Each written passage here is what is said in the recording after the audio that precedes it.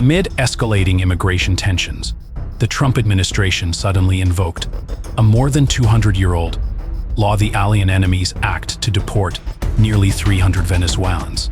Without trial, without argument, they were taken out of the United States, regardless of the court's decision. This move caused a stir. Legal experts warned this could be a major crisis, pushing the boundaries of executive power to dangerous levels. Can the government deport anyone without trial using an old law? Or is this just the beginning of an even more fierce legal battle?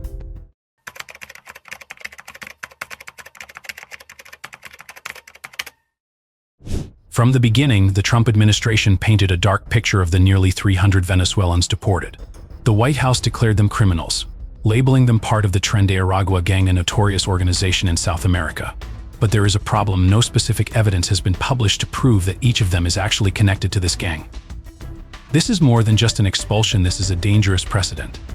If the government can evict hundreds of people with just one political statement, who will be next? Does justice still have a place, or is just one accusation enough to take away anyone's rights? President Trump declared that the deportation of nearly 300 Venezuelans was for national security. But instead of pursuing the normal legal process, his administration overturned an ancient law from 1798, the Alien Enemy Act, that has rarely been used in modern history. There was no trial, no published evidence, just a statement from the White House. These people were criminals, and so they were expelled. The question is this really for security or just a political move? As the election is approaching, is the government taking advantage of the immigration issue to show its toughness, even at the cost of the lives and rights of hundreds of people? White House Press Secretary Caroline Leavitt announced the deportees had arrived in El Salvador and will be detained where they belong. This statement not only confirms the deportation but also shows that the Trump administration intentionally sent them to a place known for its brutal prison system, where violence is the norm. Vice President J.D. Vance took the story further by calling these people violent criminals and rapists. But there is a big problem. The Trump administration has never presented evidence or held a trial to prove that allegation. They are not judged, they are just labeled, then pushed away, with no one knowing what their fate will be. The Trump administration just set a dangerous precedent, deporting hundreds of people without trial. No court, no evidence, just an executive order based on an old law from more than 200 years ago. If the government can do that to 300 Venezuelans today, who will be the next victims? Since the beginning of his term, Trump has always pursued tough immigration policies, but this time he has pushed things further. Instead of following the legal process, the White House chose to make a quick decision, ignoring justice and human rights. This not only affects those deported, but also opens the way for future abuses of power. The government may call this protecting America, but the truth reveals something else. This is a pre-election political move, a message of toughness, even at the cost of human lives and rights. Immediately after the Trump administration deported nearly 300 Venezuelans, the federal justice system stepped in. A judge ordered a halt to flights and ordered people on their way back to the U.S. But this order came too late. Many people were pushed out of the border before the court could intervene, and the Trump administration immediately took advantage of that. They affirmed that they did not violate the court order because those who left were no longer within the scope of protection. In fact, the White House acted before any legal review could take place. They don't wait for the law, they act first, then use the law to legitimize it later. In a rare move, a federal judge ruled directly against the White House's deportation policy. The court order required the people on the plane to be returned to the U.S., showing that the judicial system doubted the legality of this decision. But here's the problem. Many people were pushed to El Salvador before the order was issued. Once they set foot in another country, they are no longer under the jurisdiction of U.S. courts. The Trump administration does not miss this opportunity. They immediately declared that they did not violate the court order because those people are gone. A quick, carefully calculated move, acting first, then taking advantage of legal loopholes to avoid liability. As the Trump administration claims, it is not violating the court order because some people were deported before the order was issued. The big question remains unanswered. Exactly how many people were pushed out of the U.S. before the order took effect? The government refused to provide specific numbers, leading people to ask, did they hastily speed up the deportation process to create a fait accompli situation to bypass the judicial system? This is not the first time the Trump administration has played this game. Over the past time, they have continuously used the do first, solve later strategy when making immigration decisions. Acting quickly, before any legal examination could occur, left the justice system with an awkward situation. And this sets a dangerous precedent, where the executive branch can bypass the courts simply by moving faster. Even though the court is involved, the story is not over yet. The Trump administration blatantly ignored the spirit of the court order, creating a dangerous confrontation between presidential power and the judicial system. This is no longer just an expulsion, it is a sign of a brewing constitutional crisis.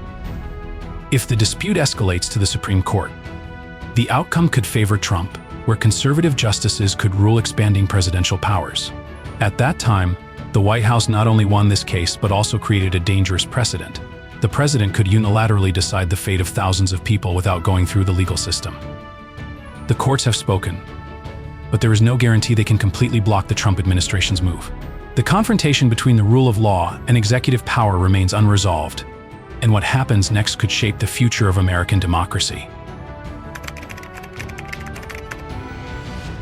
The deportation of hundreds of Venezuelans was not only controversial but quickly flared into a legal battle. As soon as President Trump invoked a wartime law from more than 200 years ago, the American Civil Liberties Union, ACLU, and immigration rights groups immediately counterattacked. They filed a lawsuit accusing the government of abuse of power, unconstitutionality, and deprivation of basic rights of deportees. This confrontation is no longer just about immigration policy, it's about the larger question of whether the president can unilaterally decide who gets to stay and who gets to go without going through the judicial system. Attorney Lee Gallant from the ACLU did not hesitate. He asked the government to make public the list of deportees, their flight times, and how they were handed over to foreign authorities. According to Gallant, the Trump administration not only acted too quickly, but also lacked transparency, making people ask, what are they hiding? Federal Judge James Boasberg then issued a clear ruling. All deportees ordered by the president must be returned to the United States. He wants to stop the White House from abusing the law to mass deport without trial. But the Trump administration is not backing down. They argued that the flights left before the court order took effect, meaning they did nothing wrong. This argument immediately faced a wave of criticism from lawyers and legal experts. New York University warned, if the government can blatantly ignore court orders, America will enter a constitutional crisis. He emphasized that the courts are the last barrier against tyrannical power, and if the government can bypass the judicial system, the rule of law is seriously threatened. With both sides determined not to budge, the legal battle is heading straight to the Supreme Court. The final ruling will not only determine the fate of deportees but also shape the future of the president's power over immigration policy and wartime situations. The Trump administration's deportation of hundreds of Venezuelans has shocked not only the US, but also around the world. While human rights organizations and the US justice system sought to block the decision, some foreign governments welcomed it, turning it into a heated debate about countries' responsibilities regarding immigration and cross-border crime. US Secretary of State Marco Rubio quickly thanked El Salvador President Nayib Bukele for agreeing to accept the deportees. The government of El Salvador announced that it had received 238 members of the Tren de Aragua gang and 23 members of MS-13 notorious criminal organizations in Latin America. This shows that Trump not only wants to deport but is also looking for allies to strengthen his tough stance on immigration. But Bukele's reaction surprised many people. On social networks, he wrote only 2 words, too late. A brief but provocative message, suggesting that no matter how controversial it is in America, the thing is done and irreversible. This was seen as a strong endorsement of Trump and his aggressive immigration policy. While the US justice system and human rights groups continue to protest, the White House has no intention of backing down. The Trump administration has declared itself ready to take this fight to the Supreme Court, where a ruling in its favor could set a dangerous precedent, expanding presidential power in deportation decisions, even if it violates existing legal principles. The United States and El Salvador expressed solidarity, but many other countries and human rights organizations voiced warnings. Now the big question arises, will the Supreme Court side with the law and human rights? Or will it give more power to the president, pushing America into an unprecedented era? The legal battle over the Trump administration's use of the Alien Enemies Act to deport hundreds of Venezuelans has turned into an unprecedented political storm. The justice system, human rights organizations, and the White House are locked in a tug-of-war, each side making arguments about the legality and ethics of the decision. Although courts have tried to block some deportations, the Trump administration continues, ignoring the bans and pushing the United States to the brink of a constitutional crisis. If the president could act without court approval, it would set a dangerous precedent, opening the way for the weakening of the judiciary and the unchecked expansion of executive power.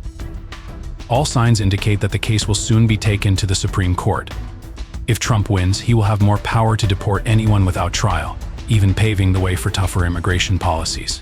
If the court sides with the judiciary, it would be a blow to Trump's ambitions to reshape immigration policy and establish clear limits on presidential power. But this is not just about deported Venezuelans. The upcoming ruling will shape how America handles immigration and presidential power for years to come. The biggest question now: can American democracy resist abuse of power? Or is the country gradually sliding down the path of dictatorship?